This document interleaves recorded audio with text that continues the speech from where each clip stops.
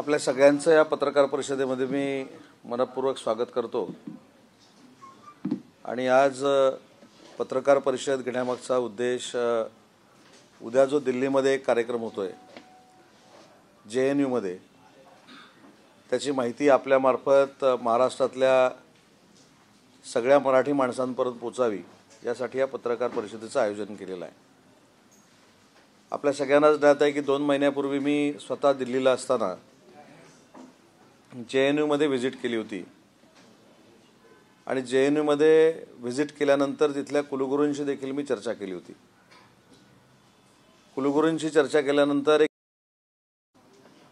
16 वर्षापूर्वी महाराष्ट्र शासनाने मराठी अध्यासन केंद्रासाठी 2 कोटी रुपये त्या ठिकाणी जमा केलेले होते आणि त्यांची अजून 3 कोटी रुपयाची मागणी होती आणि मराठी भाषेचा मंत्री म्हणून ते 3 कोटी रुपये देण्याचा आम्ही निर्णय त्याच क्षणी घेतला होता। पण तो निर्णय घेत असताना आम्ही त्यांना विनंती केली होती की त्या मराठी अध्यासन केंद्राचं नाव हे कुसुमाग्रज मराठी अध्यासन केंद्र ठेवावं अशा पद्धतीची मागणी केली होती। त्यांनी ती मान्य केली। आणि दुसरी गोष्ट अशी होती की माननीय एकनाथ शिंदे साहेब मुख्यमंत्री असताना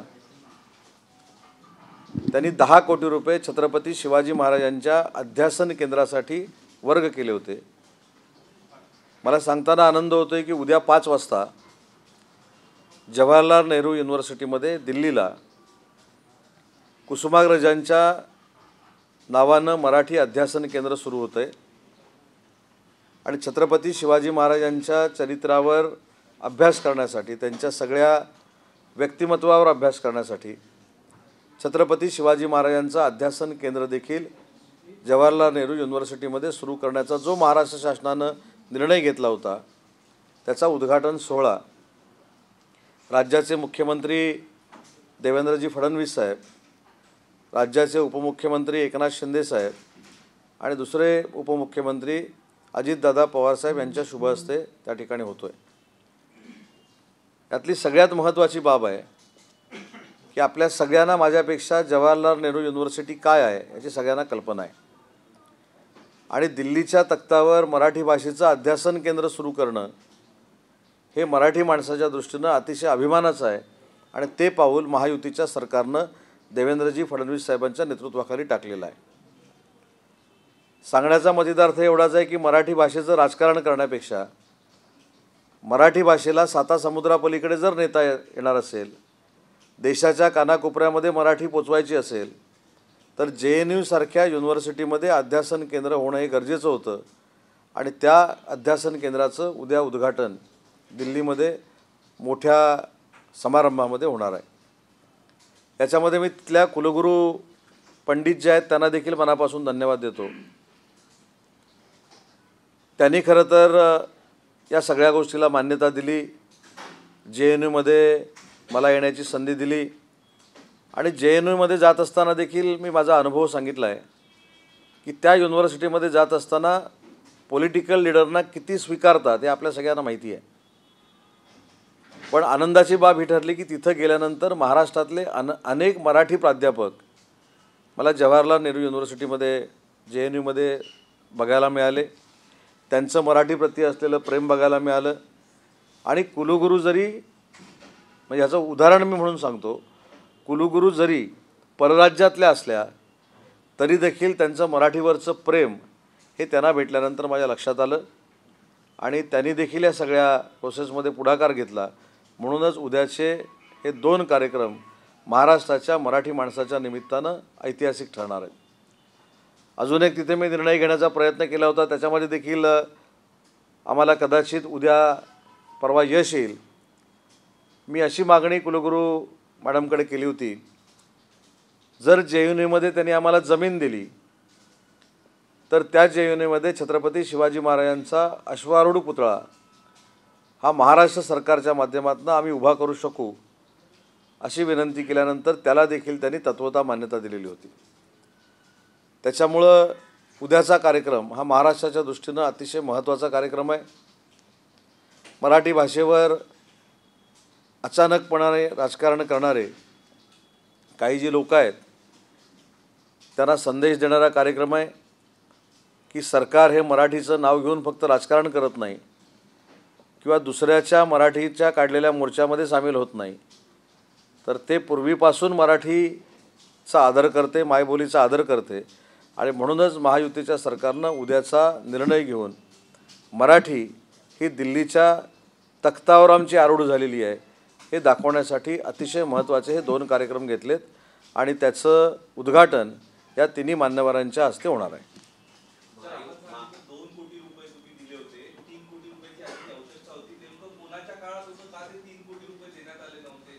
नाही मुद्दा नाही मी काय म्हटलं, ही पूर्वी दिलेले 16 वर्षापूर्वी दिलेले ते पैसे आहेत. त्यावेळी JNUच्या कौन्सिलनं तशा पद्धतीचा पुढाकार घेतला नव्हता. पण ज्यावेळी 2 महिन्यापूर्वी त्या कुलगुरू मॅडमना भेटलो त्यावेळी त्यांनी सांगितलं की मराठीसाठी मी काहीही करायला तयार आहे. म्हणून त्यांनी त्यांची जी काय कौन्सिल असते त्याच्यामध्ये तो विषय आणला. आमच्याकडे अजून 3 कोटी रुपयाची मागणी केली आणि ते 3 कोटी रुपये देखील देण्याचा निर्णय महायुतीच्या सरकारनं घेतला. त्याच्यामुळं 16 वर्ष याच्यामध्ये काँग्रेसचा कालावधी होता असं मला वाटतं. त्या 16 वर्षात का झालं नाही मला माहीत नाही. पण या सरकारनं, महायुतीच्या सरकारनं याच्यामध्ये पुढाकार घेऊन दोन्ही गोष्टी करायचा निर्णय घेतलेला आहे.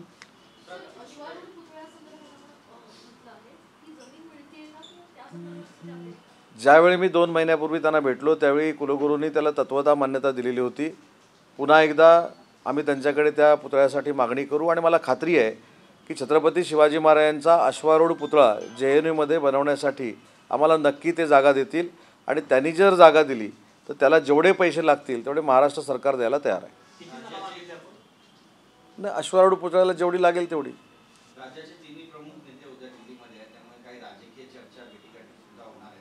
हे माझ्यापेक्षा चांगलं तेच तिघं सांगू शकतात. सध्या महायुतीतील काही निवडक नेते विरोधकांच्या रडारवर आहेत, वेगवेगळी वक्तव्य येत आहेत, विरोधाभासी वक्तव्य येत आहेत. वक्तव्य करत असताना, कुठच्याही घटकाबद्दल वक्तव्य करत असताना त्यांना वेदना होणार नाही अशा पद्धतीची वक्तव्य केली पाहिजेत. आणि ज्यांनी वक्तव्य केली आहेत त्यांचे नेते त्यांच्यावर कारवाई करायची नाही करायची हे ठरवतील.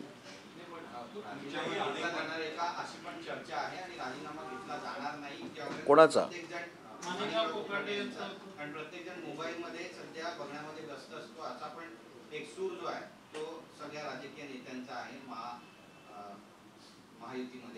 नाही, मुद्दा मोबाईलमध्ये बघण्याचा आहे की बोलण्याचा आहे?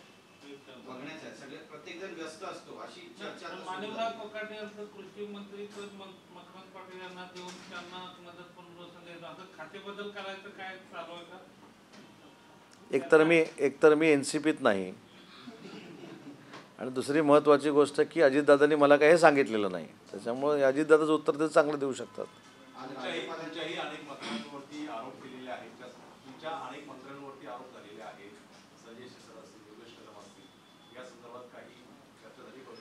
दोन महत्त्वाच्या गोष्टी आहेत की परवा जो शिवसेनेच्या पदाधिकाऱ्यांचा, आमदारांच्या, खासदारांचा जो मेळावा झाला त्याच्यामध्ये आमचे पक्षाचे सर्वेसर्वा एकनाथ शिंदे साहेबांनी जो काही समज आम्हाला द्यायचा आहे तो योग्य पद्धतीनं दिलेला आहे. बाकीच्या पक्षांचं काही मला माहीत नाही.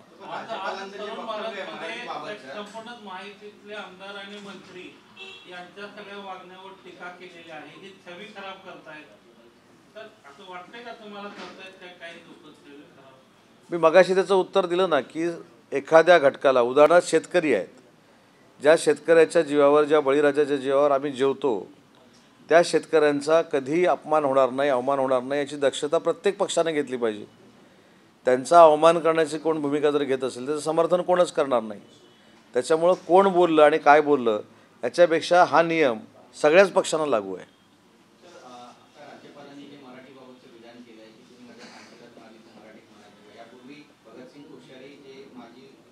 नाही, काय बोलले?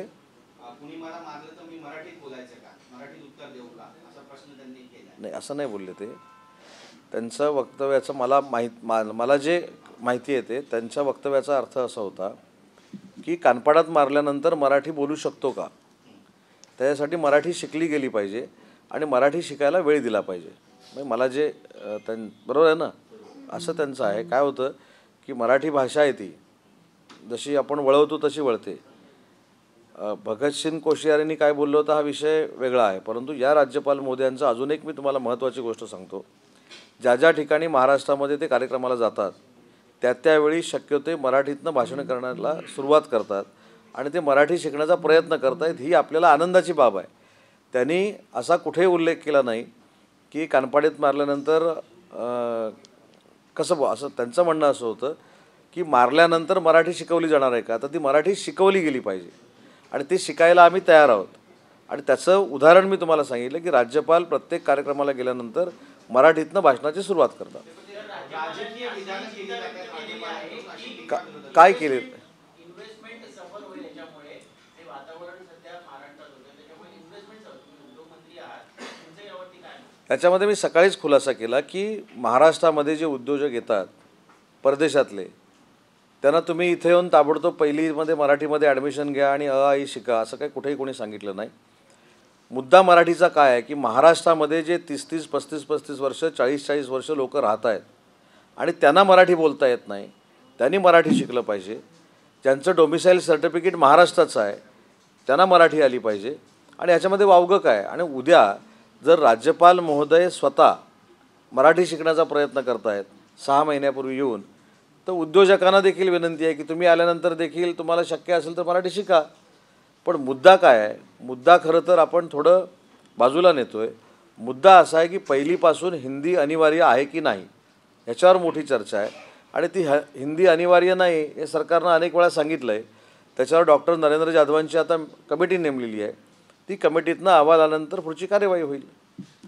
या कमिटीचे बाकीचे मेंबर्स निवडले गेलेले आहेत का? त्यांच्या टर्म्स ऑफ रेफरन्स नरेंद्र जाधवांना दिल्या आहेत, पण आता 3 महिन्यात हा अहवाल मिळू शकेल का? कारण अजून बाकीच्या कमिटी नाही, या समितीच्या बाबतीमध्ये डॉक्टर नरेंद्र जाधव साहेबांशी मी काय बोललेलो नाही. मुख्यमंत्र्यांनी ही समिती नेमलेली आहे आणि त्यांना आवश्यक ते लोक त्याच्यामध्ये घेतील. ते उदयजी, मध्यंतरी एकनाथ शिंदेंनी राज ठाकरेंच्या निवासस्थानी त्यांची सदिच्छा भेट घेतली होती. पुन्हा असा काही भेटीचा योग जुळवून आणतात का? आणि महापालिका निवडणुकांसाठी काही युतीला काही चालना मिळणार आहे का राज ठाकरेंसोबत? नाही, मी एकदा याच ठिकाणी जेव्हा पत्रकार परिषद घेतली होती तेव्हा अनेकांनी सल्ला असा दिला होता की राजकीय बोलू नये, त्याच्यामुळे राजकीय बोलायचं नाही ना. बरोबर, ते बघा, नाही बोलू नका म्हणून बोलायचं. बरं, राजकीय बोलायचं नाही म्हणून सांगितलं तर हा विषय, ऐका ना, नाही म्हणून जर सांगितलं असतं तर हा विषय बाजूला गेला असता म्हणून म्हटलं, बाकी नाही. हां, सांगा. नाही, तेच पुन्हा एकदा भेट होते का एकनाथ शिंदे आणि राज ठाकरे आणि महापालिका निवडणुकांसाठी काही त्यांच्याशी युती करण्यासंदर्भात काही चालना मिळणार? राजसाहेब ठाकरेंशी अनेक वेळा मी स्वतः भेटलेलो आहे. तिथं कुठेही राजकीय चर्चा झाली नाही. शिंदेसाहेब देखील ज्यावेळी राजसाहेबांना भेटले त्यावेळी मी स्वतः होतो. राजसाहेबांनी सन्मानपूर्वक त्यांना जेवणाचं निमंत्रण दिलं होतं. मी देखील तिथं जेवायला होतो. त्यामुळे तिथं देखील राजकीय चर्चा न होता वंदनीय बाळासाहेबांचे संघटना स्थापन केल्यानंतरचे अनुभव काय होते, त्यांनी कशा पद्धतीनं भाषणं केली त्याच्यावर चर्चा झाली. आणि युतीच्या बाबतीत जर बोलायचं झालं तर त्याचं लपून लपून का भेटतील? राजसाहेब आणि एकनाथ शिंदेसाहेब एकत्र बसतील आणि त्याच्यावर निर्णय घेतील. अजून एक त्याच्यातला महत्त्वाचा भाग आहे मला भेटण्याचा, तर मी पुढच्या 8-10 दिवसामध्ये परत खिचडी खायला जाणार आहे. त्याच्यामध्ये देवेंद्र फडणवीस करोनातली नाही. सर्व खात्यांच्या खर्चावर मुख्यमंत्री फडणवीसांचा आता वॉच असणार आहे अशी माहिती समोर येते. काय म्हणून मग काय वाईट आहे त्याच्यात? नियोजन विभागाच्या निधी वितरणाचा विशेष नगरविकास विभाग जे आहे हा निधी ट्रान्सफर करत असेल तर मुख्यमंत्र्यांची मान्यता लागणार आहे अशा प्रकारची माहिती समोर येते. इनडायरेक्टली नगरविकास विभागावरती मुख्यमंत्र्यांचं नाही असं तुम्हाला वाटतं? तुम्हाला काय वाटतं? कसं आहे, मगाशी सकाळी मला कोणीतरी एक प्रश्न विचारला की असा एक शब्द वापरला की नगरविकास खात्यामध्ये ढवळाढवळ केली.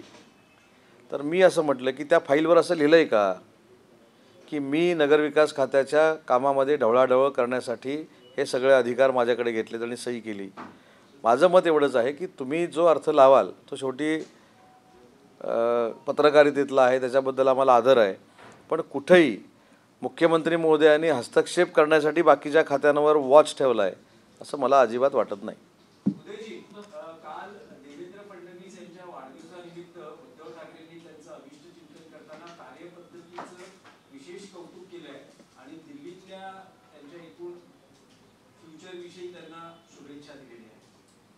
शरद पवारांनीही केलेलं आहे, पण नाही, शरद पवार साहेबांनी जे केलं त्याच्याबद्दल कारण ते प्रत्येक विरोधातला असू दे सत्ताधारी असू दे त्यांना ते पत्र पाठवतात, त्यांच्याशी बोलतात, त्यांच्या वाढदिवसाला त्यांचं कौतुक करतात.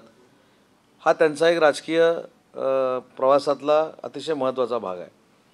परंतु UBTच्या प्रमुखांबद्दल जे आपण बोललात ते मला असं वाटतं की उशिरा सुचलेलं शहाणपण आहे. कारण विधानसभेच्या अगोदर ह्याला मी संपवून टाकतो, एकतर हा राहील नाही तर मी राहील आणि बाकीच्या भाषा मी काही बोलत नाही, अशा भाषा वापरल्यानंतर या वाढदिवसाला त्यांना शुभेच्छा दिल्यात. ही आनंदाची बाब आहे, त्याच्याबद्दल काही दुमत असण्याचं काही कारण नाही.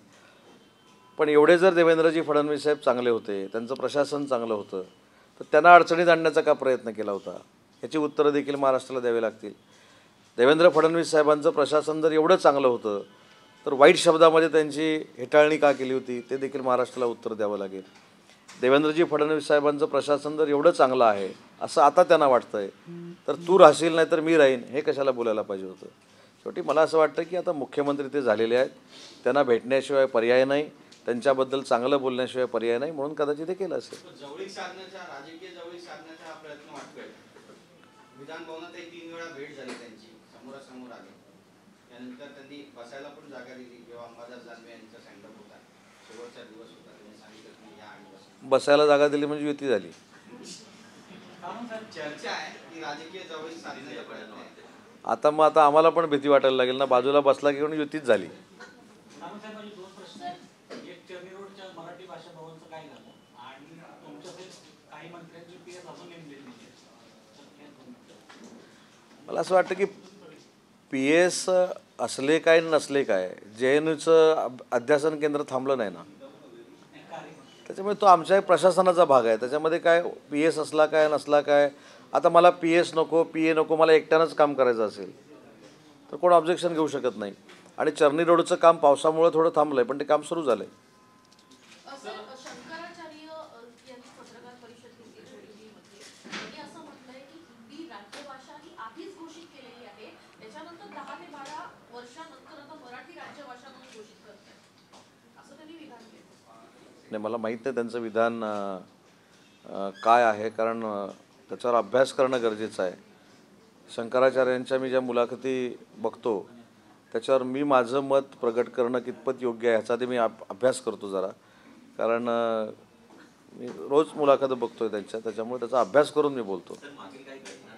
कारण माझ्या एखाद्या वक्तव्यावरनं राईचा पर्वत व्हायला नको म्हणून. हां, दौंडमध्ये एका कला केंद्रात सत्ताधारी पक्षाच्या आमदाराच्या भावाने गोळीबार केला, एक तरुणी जखमी झाली आहे. पोलीस कुठलाही तपास न करता दबावाखाली येऊन प्रकरण धडकत आहे. सत्तेचा तमाशा चालला का असं वाटतंय का? मला वाटतं तुम्ही तुमच्यावर सकाळच्या मुलाखतीचा एवढा प्रभाव आहे, कारण तुम्ही पण तमाशा बिमाशा बोलायला लागले. काल ते कोटा बोलले, काल काय ते दिल्लीत हमीदाबाई असं बोलले, त्याचा परिणाम बघा किती होतोय. मला असं वाटतं की त्याच्याबद्दलचं एक कार्यकर्ता म्हणून मला जर मत विचारलं आणि असा प्रसंग घडला असेल तर तो मंत्र्याचा भाऊ आहे, आमदाराचा भाऊ आहे, खासदाराचा भाऊ आहे, पोलिसांना बघण्याची आवश्यकता नाही. त्यानं जर वेपनमधनं फायर केलं असेल आणि तरुणी जखमी झाली असेल, पोलीस कारवाई झाली पाहिजे त्याच्यावर. नाही, पोलीस कारवाई करत नसतील तर त्या पद्धतीमध्ये त्यांचे जे वरिष्ठ पोलीस अधिकारी आहेत त्याच्यामध्ये लक्ष घालतील. सर, हमेशा विवादों से घिरा रहा है JNU, लेकिन JNU में कल मुख्यमंत्री, दोनों मुख्यमंत्री आप खुद जाने वाले हैं, क्या कार्यक्रम होने वाला है? मेरे ख्याल से आपको सब मेरे ख्याल से सहकारी लोगों को मालूम है कि 2 महीने पहले मैं खुद JNU के कैंपस में गया था और वहाँ मैंने वहाँ के जो कुलगुरु हैं उनसे विनती की थी वहाँ एक मराठी भाषा का अध्यासन केंद्र हो. उसके लिए जो 3 करोड़ रुपए लगने वाले थे वो भी हम मराठी भाषा डिपार्टमेंट की तरफ से दे रहे हैं. और जो 10 करोड़ रुपए माननीय एकनाथ शिंदे साहब ने दिए थे उसका छत्रपति शिवाजी महाराज जी के नाम से जो अध्यासन केंद्र है वो भी कल शुरू होने वाला है और उसका इनॉग्रेशन माननीय मुख्यमंत्री एकनाथ जी शिंदे साहब और माननीय दोनों उप मुख्यमंत्री इनके हाथ से होने वाला है और ये फंक्शन बहुत बड़ा है. सर, पूरी डिपार्टमेंट हो या अन्य विभाग हो, उनमें से सीएम के अनुमति के बगैर नहीं, ऐसी ऐसी ऐसी कुछ भी बात नहीं है। तीनों में बॉन्डिंग बहुत अच्छा है। माननीय देवेंद्र जी फडणवीस, माननीय एकनाथ शिंदे साहब और अजीत दादा अच्छी तरह से समन्वय से काम कर रहे हैं। जेएनयू में छत्रपति शिवाजी महाराज का अश्वरण पुतला बनाने के लिए हमने जगह मांगी है। अगर वो जगह वो देते हैं तो अच्छी तरह से वो पुतला हम बनाएंगे। सर,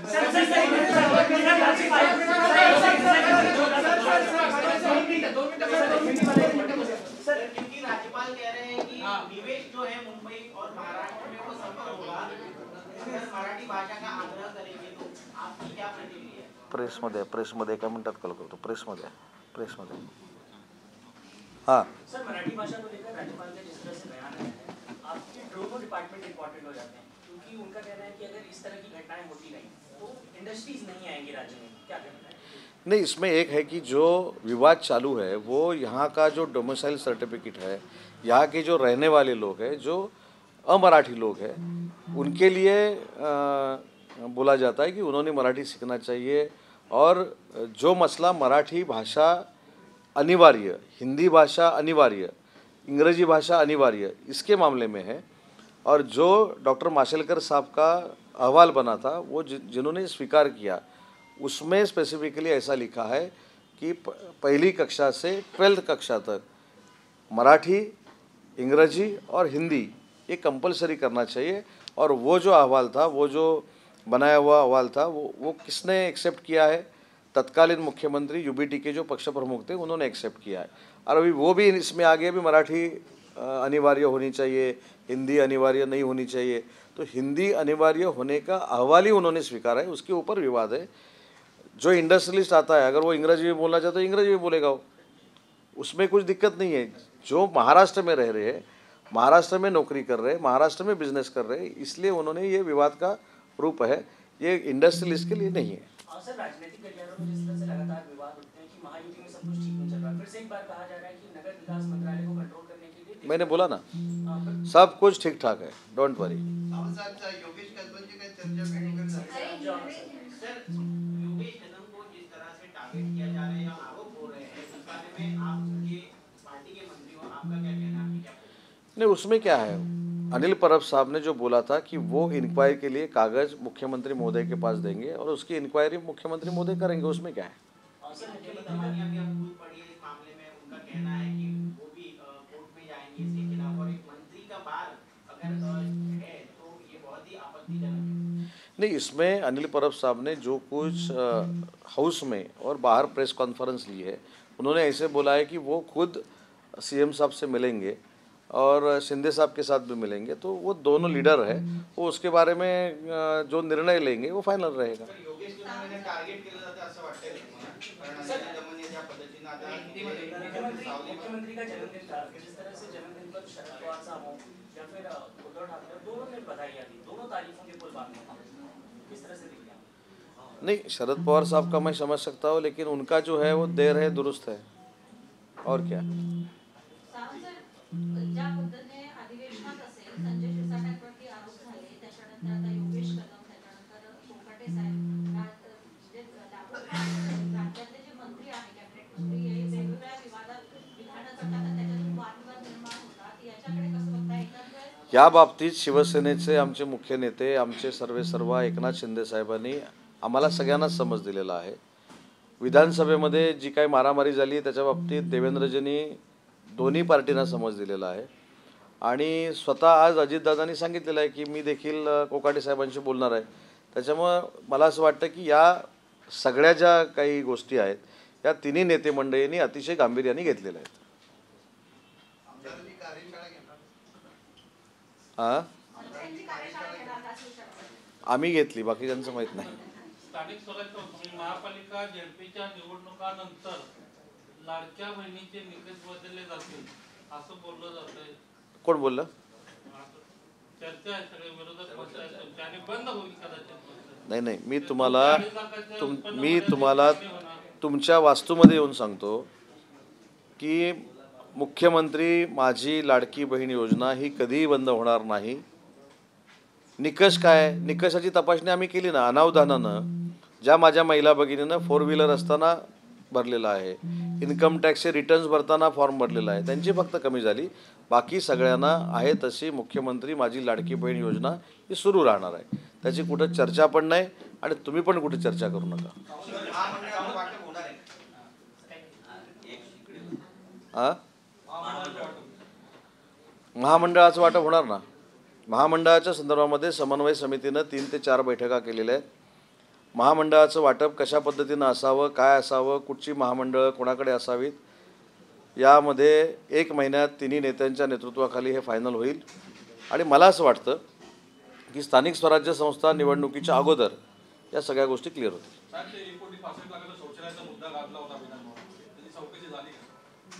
4 दिवसात चौकशी कशी होईल? त्याच्यामध्ये मी एवढंच सांगितलं होतं, पुन्हा एकदा रिपीट करतो. 1,75,00,000चं शौचालय हे बांधण्याचा तो निर्णय होता, त्याला आपण स्थगिती दिली. आणि त्याच्यावर मी बोलताना आर पाटील साहेबांच्या एका भाषणाची मी आठवण करून दिली होती. आर पाटील साहेब गृहमंत्री असताना एका शाखा अभियंतावर रेड झाली होती आणि आर पाटील साहेबांना संध्याकाळी फोन आला की सगळे पैसे मोजून संपले, मोठी पेनं 7-7 लाखाची मिळाली. आणि आश्चर्यकारक असं सांगण्यात आलं की त्याचा कमोड जो आहे तो सोन्याचा आहे. त्याच्यावर आर पाटील साहेब स्पॉन्टेनियसली असं बोलले होते, जर सोन्याचा कमोड आहे तर हा सोन्याच्या कमोडवर बसून करणार आहे काय? तर मला ती आठवण झाली आणि म्हणून मी 1,75,00,000च्या शौचालयाची चौकशी लावली.